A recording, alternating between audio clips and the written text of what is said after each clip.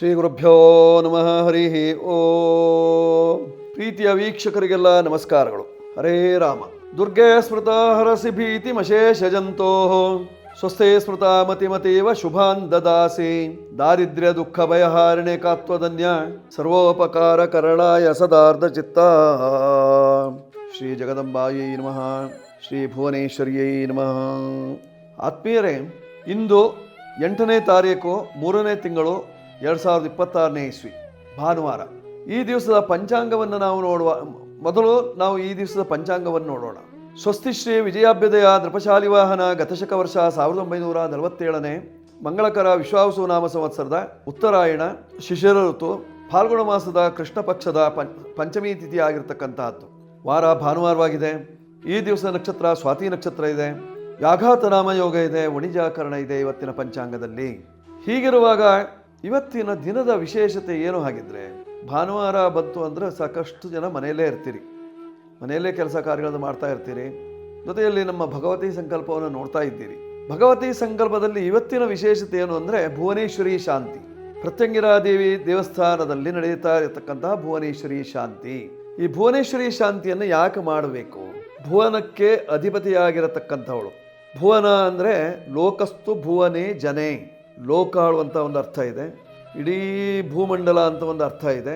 ಭುವನ ಅಂದರೆ ಜನ ಅಂತ ಅರ್ಥ ಇದೆ. ಭುವನ ಅಂದರೆ ದೇಹ ಅಂತಲೂ ಅರ್ಥ ಆಗ್ತದೆ. ಆದ್ದರಿಂದ ಈ ಭುವನೇಶ್ವರಿ ಶಾಂತಿ ಅಧಿದೇವತೆ ಯಾರು ಅಂದರೆ ಭುವನೇಶ್ವರಿ. ಕರ್ನಾಟಕದ ಅಧಿದೇವತೆಯು ಭುವನೇಶ್ವರಿಯೇ. ಆ ಭುವನೇಶ್ವರಿ ಶಾಂತಿಯನ್ನು ಯಾಕೆ ಮಾಡಬೇಕು ಅಂದರೆ, ಹೆಣ್ಣು ಮಕ್ಕಳಿಗೆ ಋತುಕಾಲ, ಆ ಋತುಕಾಲದ ದೋಷ 12 ವರ್ಷ ಆಯಿತು ಅಂದ ತಕ್ಷಣದಲ್ಲಿ 51 ವರ್ಷದವರೆಗೆ ವತ್ಸರಾದ್ ದ್ವಾದಶಾದ್ ಊರ್ಧ್ವಂ ಏಕಪಂಚಾಶತಕ್ಷಯಂ ಹೇಳುವ ಪ್ರಕಾರವಾಗಿ 51 ವರ್ಷದವರೆಗೆ ಋತುಕಾಲ ಇರ್ತದೆ ಹೆಣ್ಣು ಮಕ್ಕಳಿಗೆ. ಇದೊಂದು ವಿಶೇಷವಾದಂತಹ ಕಾಲವಾಗಿರ್ತಕ್ಕಂಥದ್ದು. ಹೆಣ್ಣು ಮಕ್ಕಳಿಗೆ ಒಳ್ಳೆಯ ಕಾಲ ಅಂದರೆ ಯಾವುದು? ಋತುಕಾಲ. ಆ ಋತುಕಾಲದ ಸಂದರ್ಭದಲ್ಲಿ, ಅದರಲ್ಲೂ ಪ್ರಥಮ ಋತುವಿನ ಸಂದರ್ಭದಲ್ಲಿ ಏನಾದರೂ ದೋಷಗಳಿದ್ದರೆ, ಮಂಗಳವಾರ, ಶನಿವಾರ, ಭಾನುವಾರ, ಕ್ರೂರವಾರದಲ್ಲಿ ಋತುವಾಗಿದ್ದಲ್ಲಿ, ಕ್ರೂರ ನಕ್ಷತ್ರಗಳಲ್ಲಿ ಋತುವಾಗಿದ್ದಲ್ಲಿ, ಕ್ರೂರವಾದಂತಹ ಸಮಯದಲ್ಲಿ ತ್ರಿಸಂಧ್ಯಾ ಕಾಲದಲ್ಲಿ ಋತುವಾಗಿದ್ದಲ್ಲಿ, ರಾತ್ರಿ ಕಾಲದಲ್ಲಿ ಋತುವಾಗಿದ್ದಲ್ಲಿ, ಕ್ರೂರವಾದಂತಹ ನೋಟಕ್ಕೆ ಕ್ರೂರವಾದಂತಹ ವಸ್ತ್ರ ಇದ್ದಲ್ಲಿ, ಉಟ್ಟುಕೊಂಡಿದ್ದಲ್ಲಿ, ಆ ಸಂದರ್ಭದಲ್ಲಿ ಕೆಂಪು ಬಣ್ಣದ ವಸ್ತ್ರ, ಕಪ್ಪು ಬಣ್ಣದ ವಸ್ತ್ರ ಇತ್ಯಾದಿಗಳೇನಾದರೂ ದೇಹದ ಮೇಲಿದ್ದಲ್ಲಿ, ಅಂತಹ ಕಾಲದಲ್ಲಿ ಹೆಣ್ಣು ಮಕ್ಕಳು ಋತು ಆದರೆ ಅದು ದೊಡ್ಡ ದೋಷವಾಗಿ ಪರಿಣಮಿಸ್ತದೆ. ರಾಹು ಕಾಲ ಆಗಿರ್ಬೋದು, ಗುಳಿಕ ಕಾಲ ಆಗಿರ್ಬೋದು, ಯಮಗಂಡ ಕಾಲ ಆಗಿರ್ಬೋದು, ಇದಲ್ಲದೆ ಸಂಧ್ಯಾಕಾಲ ಆಗಿರ್ಬೋದು, ಮಧ್ಯಾಹ್ನದ ಕಾಲ ಆಗಿರ್ಬೋದು, ಉರಿವು ಬಿಸಿಲಿನ ಕಾಲ. ಇಂತಹ ಸಂದರ್ಭದಲ್ಲಿ ಏನಾದರೂ ಋತು ಆಯಿತು, ಆ ಋತುವಿನಿಂದ ಹಲವಾರು ದೋಷಗಳು ಬರುವಂತಹ ಸಾಧ್ಯತೆ ಇರತಕ್ಕಂಥದ್ದು. ಅದರಿಂದ ರೋಗ ಪ್ರಾಪ್ತಿ ಆಗುವಂತಹ ಸಾಧ್ಯತೆ ಇರ್ತದೆ. ನಿರಂತರವಾಗಿ ಮಾಸದಲ್ಲಿ ಜರುಗುವಂತಹ ಋತುಚಕ್ರ ವ್ಯತ್ಯಾಸವಾಗುವುದರ ಮೂಲಕವಾಗಿ ಹೆಣ್ಣು ಮಕ್ಕಳಿಗೆ ತೊಂದರೆ ಕೊಡ್ತದೆ. ಅವರಿಗೆ ನಾಭಿ ಮೂಲದಿಂದ ಆರಂಭಿಸಿ ನಾಭಿ ಮೂಲದ ಕೆಳಭಾಗದಲ್ಲಿ ಹಲವಾರು ರೀತಿಯಂತಹ ಹಿಂಸೆ ಉಂಟಾಗುವಂತಹ ಸಾಧ್ಯತೆಗಳು, ಹೊಟ್ಟೆ ನೋವು, ಹೊಟ್ಟೆ ಬೇನೆ, ಉದರ ಬೇನೆ, ಜೊತೆಯಲ್ಲಿ ಅತಿಯಾದ ರಕ್ತಸ್ರಾವ ಅಥವಾ ಕಟ್ಟಾಗಿ ರಕ್ತಸ್ರಾವ ಇತ್ಯಾದಿಗಳು, ಗಂಟಾಗಿ ರಕ್ತಸ್ರಾವ, ಆ ರಕ್ತಸ್ರಾವವಾಗುವಂತಹ ಸಂದರ್ಭದಲ್ಲಿ ನೋವು, ವೇದನೆ ಇತ್ಯಾದಿಗಳು ಉಂಟಾಗಿ ಅದರಿಂದ ತೊಂದರೆ ಆಗುವಂತಹ ಸಾಧ್ಯತೆ ಇರತಕ್ಕಂಥದ್ದು. ಕುಜೇಂದು ಹೇತು ಪ್ರತಿಮಾಸ ಮಾರ್ತವಂ. ಇದಕ್ಕೆ ಕಾರಣ ಯಾವ ಗ್ರಹಗಳು ಅಂದರೆ ಕುಜ ಮತ್ತು ಚಂದ್ರರು. ಕುಜನು ರಕ್ತಕಾರಕ, ಚಂದ್ರನು ದ್ರವಕಾರಕ. ಈ ಕುಜಚಂದ್ರರ ಸಂಯೋಗ ಇದ್ದಾಗ, ಕುಜಚಂದ್ರರ ಪರಸ್ಪರ ದೃಷ್ಟಿ ಇದ್ದಂತಹ ಸಮಯದಲ್ಲಿ ಋತುಕಾಲ ಬರ್ತದೆ. ಆ ಋತುಕಾಲದಲ್ಲಿ ಅನುಭವಿಸುವಂತಹ ವೇದನೆಯನ್ನು ಪರಿಹಾರ ಮಾಡಿಕೊಳ್ಳುವುದಕ್ಕೋಸ್ಕರವಾಗಿ ಮಾಡುವಂತಹ ಒಂದು ಶಾಂತಿ ಯಾವುದು ಅಂದರೆ ಅದು ಭುವನೇಶ್ವರಿ ಶಾಂತಿ. ಆ ಋತುಕಾಲದ ಸಂದರ್ಭಕ್ಕೆ ಮುಂಚಿತವಾಗಿ ನೀವೇನು ಮಾಡಬೇಕು ಅಂದರೆ ಒಂದು ಕನ್ಯಾ ಸಂಸ್ಕಾರ ಅಂತ ಮಾಡ್ಕೊಳ್ಬೇಕು.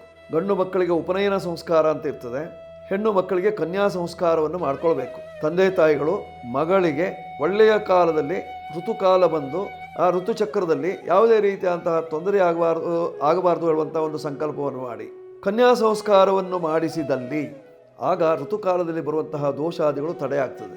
ಒಮ್ಮೆ ಮಾಡಿಕೊಳ್ಳಲಿಕ್ಕೆ ಆಗಲಿಲ್ಲವೇ, ಆಗ ಈ ಭುವನೇಶ್ವರಿ ಶಾಂತಿಯನ್ನು ಅವಶ್ಯವಾಗಿ ಮಾಡಿಕೊಳ್ಬೇಕು.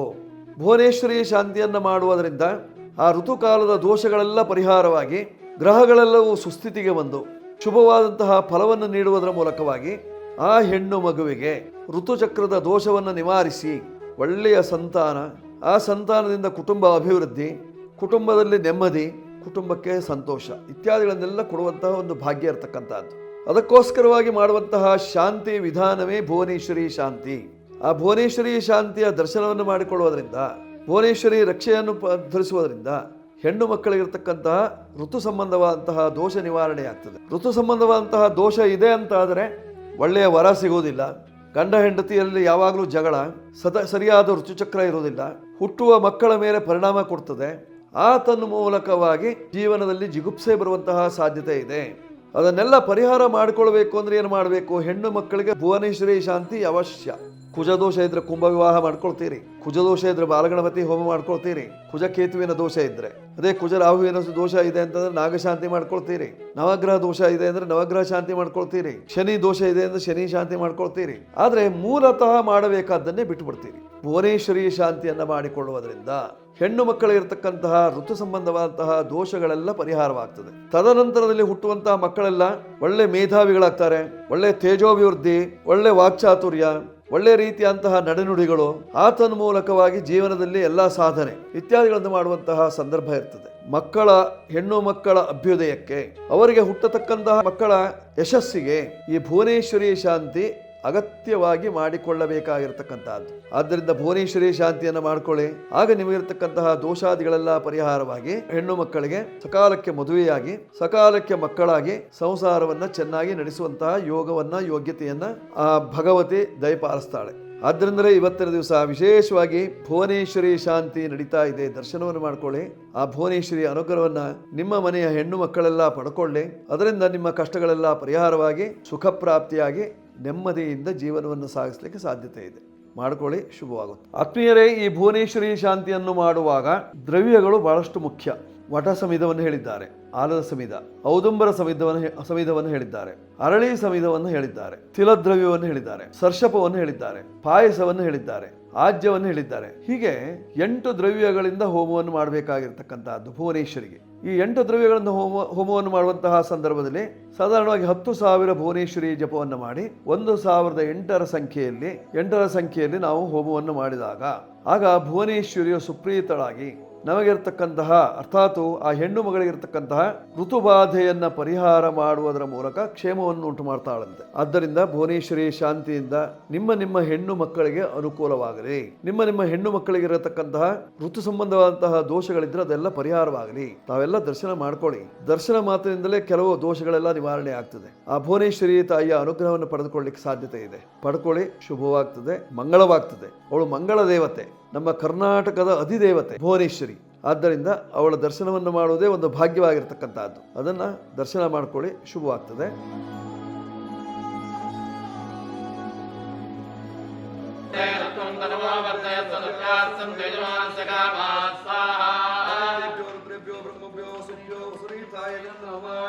ಓಂ ಯಜ್ಞ ಯಜ್ಞಂಗಚ್ಚ ಯಜ್ಞಪದೆಂಗಚ್ಚಸ್ಸಾಯ ಯೋನಿಂಗಚ್ಚಸ್ಸಾಯ ಐಷಧೇ ಯಜ್ಞಾಯ ಜಪದೇ ಸಾಧು ಓಂಕಾರಕಸ್ವರೇ ಸ್ವಾಹಾ ದೇವಾಗಾತು ವಿನೋ ಗಾತು ವಿದ್ವಾ ಗಾತಮಿ ತಮನ ತತ್ಪದೈ ಭವತಾರಂ ಭಾರ್ಗವಂ ಪ್ರಣಮಾಮ್ಯಹಂ.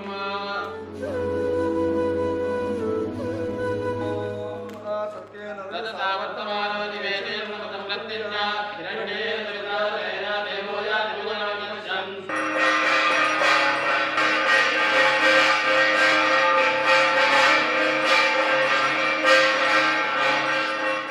ಆತ್ಮೀಯರೇ, ಇದೇ ನಿಮಗೇನಾದರೂ ಇಷ್ಟ ಆಗಿದ್ದಲ್ಲಿ ಸಬ್ಸ್ಕ್ರೈಬ್ ಮಾಡಿ, ಬೆಲ್ ಬಟನ್ ಒತ್ತಿ. ಜೊತೆಯಲ್ಲಿ ಬೇಕಾಗಿದ್ದಲ್ಲಿ ನಮ್ಮ ನಂಬರ್ ಬರ್ತಾ ಇದೆ, ಅದನ್ನು ಬಳಸಿಕೊಳ್ಳಿ. ನಿಮಗೆ ಯಾವುದೇ ವಿಷಯದಲ್ಲಿ ಅನುಮಾನವಿದ್ರೂ ಸಹಿತವಾಗಿ ಕಾಮೆಂಟ್ ಬಾಕ್ಸ್ನಲ್ಲಿ ಹಾಕಿ. ಸಮಯ ಸಿಕ್ಕಾಗ ಅದರ ಬಗ್ಗೆ ಎಲ್ಲ ಹೇಳ್ತೇನೆ. ಒಟ್ಟಾರೆ ನಿಮ್ಮ ಪ್ರೀತಿ ಚೆನ್ನಾಗಿರಬೇಕು. ಶುಭವಾಗಲಿ, ಶುಭವಸ್ತು. ಸರ್ವೇ ಜನ ಸುಖಿನೋ ಭವಂತು, ಸಮಸ್ತ ಸನ್ಮಂಗಳಾನಿ ಭವಂತು. ಎಲ್ಲರೂ ಸುಖವಾಗಿರಿ, ಎಲ್ಲರೂ ನೆಮ್ಮದಿಯಿಂದಿರಿ, ಆರೋಗ್ಯವನ್ನು ಕಾಪಾಡಿಕೊಳ್ಳಿ. ಹರೇ ರಾಮ ಹರೇ ರಾಮ ಹರೇ ರಾಮ. ಶುಭವಸ್ತು.